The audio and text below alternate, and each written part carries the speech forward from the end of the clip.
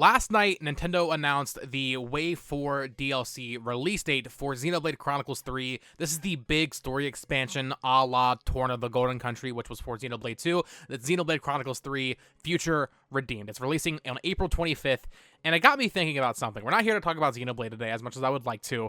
I want to talk about Nintendo's release strategy this year and how there is a very strange emptiness. There's a big hole, a big gap in the fall release season for the Switch. So today I wanted to talk about that, kind of theorize why they're doing this, and yes, we will talk about potentially a Switch 2 in this video. So to set the stage here, in most years of the Switch, we typically know the main holiday game at this point in time. You know, in May or April, I should say, of 2019 or 2018, you know, we knew what the big game was. We might not have had a ton of details, like in 2018 it was Smash Bros, but we knew it was coming, and Let's Go Pikachu was revealed in May of that year. The only years that didn't happen were 2020 and 2021, but that's because of COVID, or at least I presume that's the reason they didn't reveal these things earlier. This year, the only game that we know in the second half of the year is Pikmin 4, and that releases on July 21st, so it's not even that far away. So far this year, it feels like Nintendo is almost blitzing, and they're just releasing everything that they had announced, almost like they're paving the way for something. So I wanted to get a discussion going on this. Let me know your thoughts down in the comments below. So in January, they released Fire Emblem Engage. Big release for them. You know, awesome game. I did my review of it back then. I really enjoyed it. Then in February, we got two big games from Nintendo, although ports or remasters. We had Metroid Prime Remastered, which was a surprise announcement, as well as Kirby's Return to Dreamland Deluxe. Both of those are, well, Kirby's fantastic. go check out my Metroid Prime review for my thoughts on that game. But So far, already pretty good there. Then March, we had the fourth wave of Mario Kart 8 Deluxe's Booster Course Pass with the Yoshi's Island track that released in the first half of March. And then in mid-March, we had Bayonetta Origins, which is also a fantastic game. Check out my review for that. I did a few weeks ago. Then in April, this is getting into a little bit of Uncharted territory. We had I didn't even realize this already came out. I'm going to be completely honest. I love Fire Emblem Engage. I didn't even realize the DLC came out. Fire Emblem Engage's final main story DLC dropped, Wave 4, which I've heard from looking at it now, because I looked it up because I was like, wait, did that come out? Looking at it now, apparently that DLC's pretty damn good. That came out in early April. And then going into the future here, we have Advance Wars, which is coming out this Friday, and then Xenoblade Chronicles 3 Future Redeemed, which is releasing next Tuesday. Then in May, we had Tears of the Kingdom.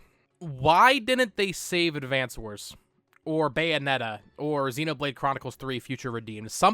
One of these games or things, releases, drops, whatever you want to call it, it could have been saved. So this basically tells me they have something cooking. I've been very anti-Switch 2 on this channel. I've been very much saying, I don't think it's happening this year. This is the first time where I'm thinking, damn, maybe. It's really weird, man. And I know Nintendo will announce games for the fall season. I'm not worried. I'm not saying it's gonna be just a dry spell. The fact that they're releasing all this stuff in such close proximity, if anything, gives me faith that they know what they're doing and they have a lot of bangers to release, in the September onward months. But right now, it's just really weird how empty it is. We're getting Pikmin 4, which is releasing alongside the Pyra and Mythra Smash Amiibo we know now. And then we also have the Noah and Mio amiibo announced, which will be presumably released alongside something else. I was thinking maybe since Future Redeemed was announced so close to its release date, maybe later on they'll do a physical, almost like how they did the Bayonetta physical years later, Bayonetta 1. Maybe they'll release a physical version of that for the collectors. I'm basically just being wishful here. And maybe that's when they'll release the Noah and Mio amiibo. Maybe that'll be considered a have-to release for them, even though it doesn't really make sense. But outside of that, it's weird.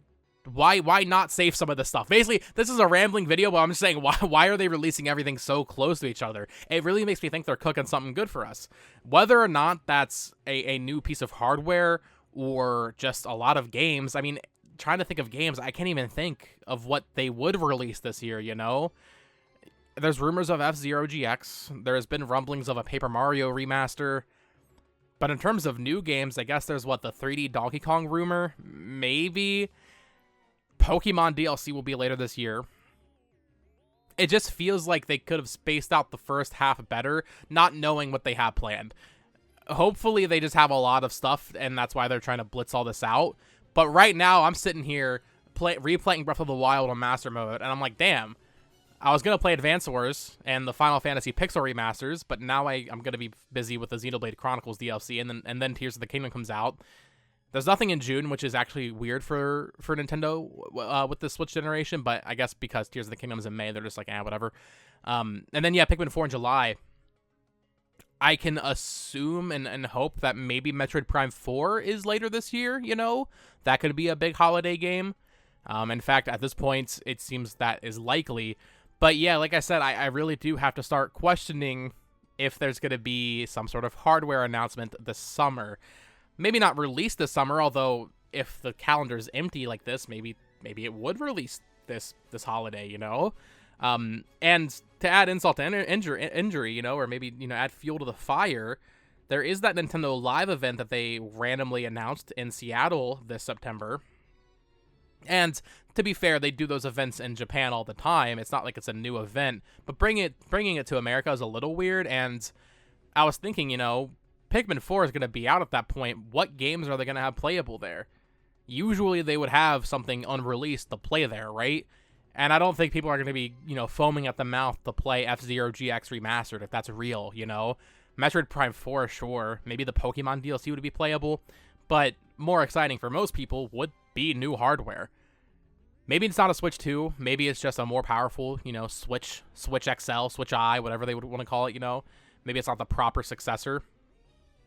But I have to say, this big gap in the holiday season is definitely getting the gears turning in my head about what could be next for Nintendo's plans, because it's a weird empty space. It really is. Like I said, you know, 2020 and 2021, they waited until the summer to really announce those games. But even in 2021, you know, we knew that Shin Megami Tensei 5 was going to be a big Switch exclusive that year. Everything else, you know, like Metroid Dread, that was revealed at E3. WarioWare, that was revealed at E3. 2020, same thing. I mean, well, in that case, Hyrule Warriors and Mario 3D All-Stars were literally revealed in, September? So they were very close to release. But every year before that, I think of 2019, you know, we knew about Luigi's Mansion before. Well, we knew about that game the year before. Pokemon we knew about in February. Pretty much that entire lineup we knew. 2022, last year, of course, we knew the entire lineup as well, with Bayonetta maybe not having a release date, but we knew it was coming in the second half. This year, it just feels barren.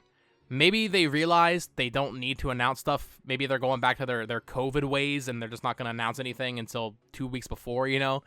But it feels a little weird. I'm not trying to doom and gloom or anything. I know there's going to be stuff to play this year, but it's a weird strategy that they're going for here. I'm very excited. Maybe they don't want to announce too much because they know Tears of the Kingdom is just simply going to overshadow it right now. Maybe that's the thought process. That could be. But it is definitely an interesting strategy. So I would love to hear your thoughts down in the comments below. What do you think of Nintendo's current release strategy? Do you expect new hardware this year, be it a Switch 2 or maybe just a simple upgrade or a new version of the Switch? And if not that, what do you think they have in store for us in terms of games? Because, you know, I think 3D Mario is safe to assume is being saved for the next console at this point. You know, and that would be a big holiday game. So if there's new, you know, hardware, maybe that could be a thing. But it's just the fact that they're releasing all this stuff in close proximity. I feel very bad for Advance Wars. I'm just going to say that right now. I was totally ready to play that game and play, you know, it's my first Advance Wars game, whatever. But with the Xenoblade DLC dropping and then Tears of the Kingdom, there's no shot. I feel genuinely, they genuinely shafted that game so hard. It's actually insane. It was supposed to come out in 2021. And then they delayed it. And then they delayed it again. And now it's releasing 2 weeks before Xenoblade DLC and Zelda. What the hell, man? I feel like they did it. It feels like they're just pooping it out. So anyway, yeah, I'm rambling. This is a very rambly video, but I wanted to talk about this because it's very interesting to me. Let me know what you think down in the comments below. Why do you think they're blitzing all their releases in this first half with a seemingly empty second half? Do you think it's for new hardware, or do you think they just have a lot of unannounced games to release? I'd love to hear your thoughts down in the comments below. Of course, subscribe here so you don't miss a single Nintendo Switch discussion video. Doing a lot of Tears of the Kingdom stuff. I will be doing a review of the Xenoblade DLC. Of course, I'm going to be playing that 24/7 when it drops. So subscribe here so you don't miss any of that. Of course, you can join me on Discord as well. That is linked down below. Follow me on Twitter @BotoxGames. And until next time, folks, peace.